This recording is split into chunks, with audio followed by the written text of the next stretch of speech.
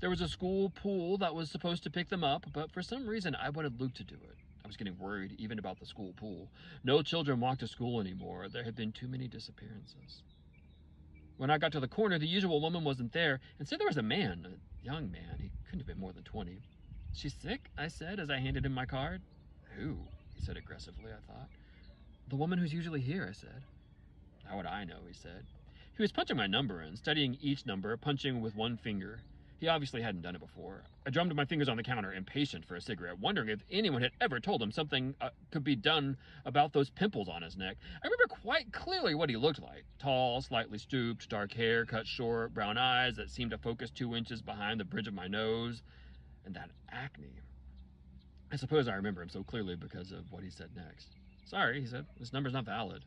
That's ridiculous, I said. It must be. I've got thousands in my account. I just got the statement 2 days ago. Try it again. It's not valid, he repeated obstinately. See that red light? Means it's not valid. You must have made a mistake, I said. Try it again. He shrugged and gave me a fed-up smile, but he did try the number again. This time I watched his fingers on each number and checked the numbers that came up in the window. It was my number, all right, but there was the red light again. See, he said again, still with that smile as if he knew some private joke he wasn't going to tell me. I'll phone them from the office, I said. The system had fouled up before, but a few phone calls usually straightened it out. Still, I was angry, as if I had been unjustly accused of something I didn't even know about, as if I'd made the mistake myself. You do that, he said indifferently. I left the cigarettes on the counter since I hadn't paid for them. I figured I could borrow some at work. I did phone from the office, but all I got was a recording. The lines were overloaded, the recording said, "Could I please phone back?" The line stayed overloaded all morning, as far as I could tell.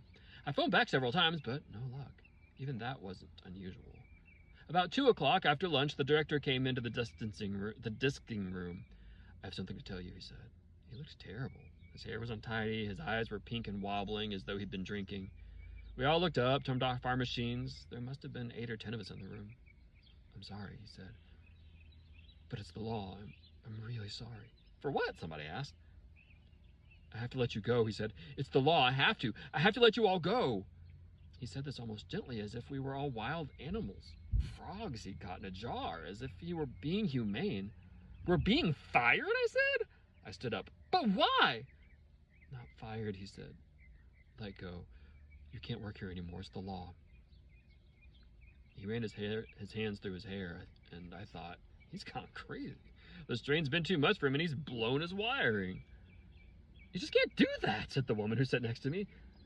This sounded false, improbable, like something you would say on television. It isn't me, he said. You don't understand. Please go now.